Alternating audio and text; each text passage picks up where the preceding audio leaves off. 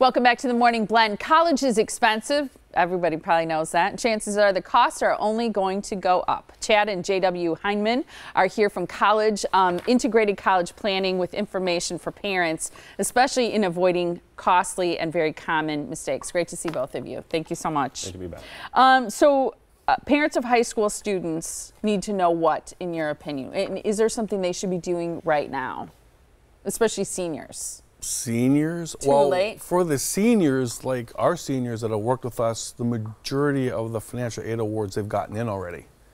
So we're already evaluating financial aid awards for our clients.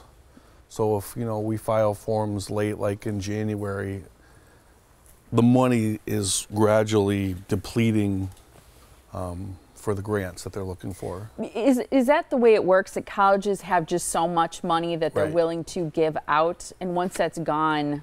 It's like a buffet. Like you show up at the buffet, do you want to be in the front of the line of the buffet, or do you want to be the last and get the scraps when you're done at the end of the buffet?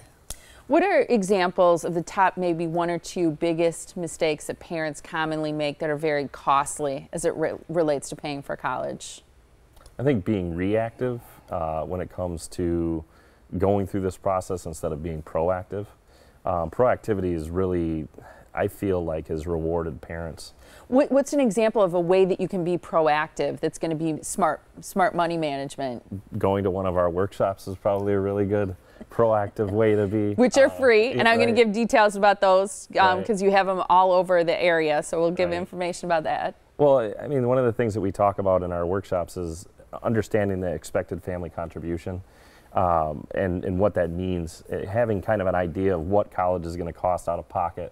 Knowing that can kind of arm you with what do we really need to have set aside, or what is this going to cost my child in the future when it comes to, depending on how you're going to pay for college, really knowing what that number could be. So that's the EFC, the expected family contribution. Is that something that the federal government determines based on tax returns and your income, or who decides what your EFC is? When you file your FAFSA form, that's how they did the federal forms. The federal forms. Okay. That's how they determine what your EFC is. Okay. It doesn't mean that that's how, I mean, I feel like sometimes, because I've been through this process, it's not always that realistic. No, but it's a starting point. Yeah, in like where you start. And it could be better than that, or it could be worse than that, depending on what college you apply to. Okay. And I'd also say that, like, when you start talking about the EFC, if you're looking at the right colleges, that's another key. If you're looking at a school that doesn't have a lot of money to give, they don't have grants, they don't have scholarships, and you're looking at that school thinking, oh, I'm going to get a bunch of money from that school, you're not. If they don't have it, they're not going to give it to you. What types of schools generally have the most money to give away? Are they state schools? You know, it's funny because not every school is the same. So when you start talking about, you know, is there a cookie cutter college that has more money versus another school? What we typically see is that some state schools will not have as much money, but that changes on a year-by-year basis because of rich benefactors and things like that, that maybe their endowment gets larger, and so they have more money to give.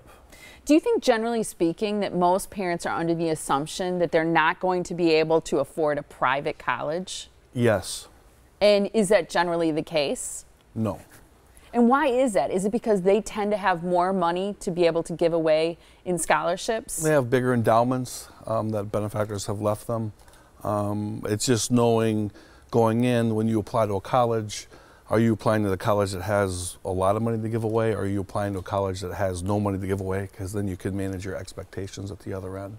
What do you guys do that you think parents can't do on their own? Because my sense is that you know which schools give away the most money. So if you've got a kid and you know their ACT scores, for example, their GPA, maybe some of their activities in high school, as well as some of their volunteer work, you can help match them up with a school that's going to potentially give them the most money to attend. I think what we really do is manage the process. Because if you think about it, when you're going through this as a senior going into your freshman year of college, you're really applying to 5, 6 schools.